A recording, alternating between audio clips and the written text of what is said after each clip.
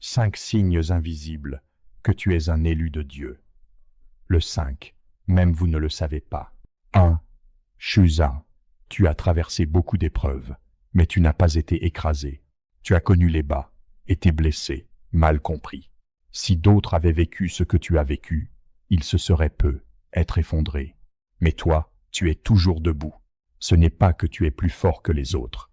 C'est qu'une main invisible te soutient tout au long du chemin. La deuxième épître aux Corinthiens, chapitre 4, versets 8 à 9, dit « Nous sommes pressés de toute manière, mais non réduits à l'extrémité. Dans la détresse, mais non dans le désespoir. Persécutés, mais non abandonnés. Abattus, mais non perdus. Cher ami, le simple fait que tu sois encore là est déjà un témoignage. 2 signes. Tu es souvent incompris, voire ciblé.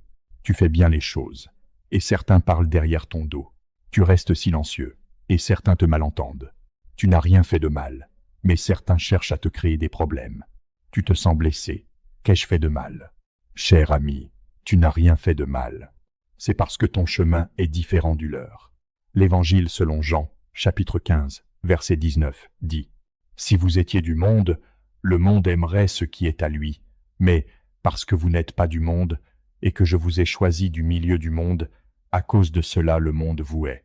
Être incompris n'est pas un problème de toi, c'est que la lumière en toi dérange les ténèbres. 3 signes. Tu sais discerner le bien et le mal. Certains parlent joliment, mais tu sens que quelque chose cloche. Les autres se laissent séduire par de belles paroles, pas toi. Les autres suivent la foule, toi tu t'arrêtes et réfléchis.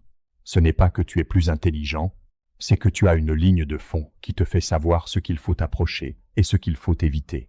L'Épître aux Hébreux, chapitre 5, verset 14, dit « Mais la nourriture solide est pour les hommes faits, pour ceux dont le jugement est exercé par l'usage à discerner ce qui est bien et ce qui est mal. » Cher ami, discerner n'est pas être suspicieux, c'est être spirituellement sensible par nature, un trait inné donné par Dieu. 4 signes. Quand tu rencontres des difficultés, tu te tournes vers Dieu plutôt que de compter uniquement sur toi.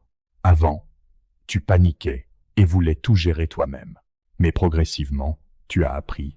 Reste calme, prie d'abord. Ne porte plus tout seul.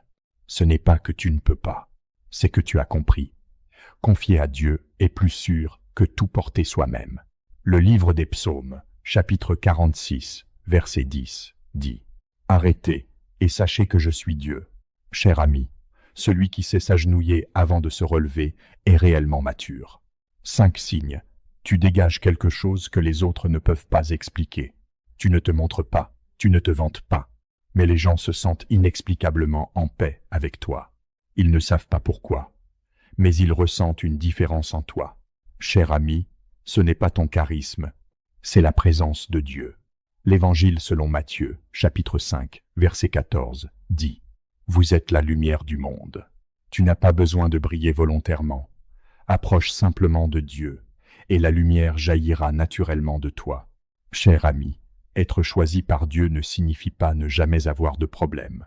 Mais quand les problèmes viennent, ils ne te détruisent pas. Le vent peut plier, mais tu ne casses pas. La pluie peut te tremper, mais tu ne tombes pas, car tes racines sont ancrées en Dieu. Si tu as 3 signes ou plus, écris dans les commentaires. Seigneur, merci de m'avoir choisi. Partage ce message avec un ami que tu sais choisi par Dieu, mais qui ne le sait pas encore, pour qu'il voie aussi les signes en lui. Clique sur le lien WhatsApp de la page ou envoie-moi un message privé via le téléphone à l'écran pour rejoindre notre groupe d'études bibliques gratuit. Être choisi n'est pas la fin, c'est le début. Ancrons-nous dans la parole de Dieu et préparons-nous ensemble pour le retour du Seigneur. Peu importe la tempête, un arbre aux racines profondes ne tombe pas. Amen.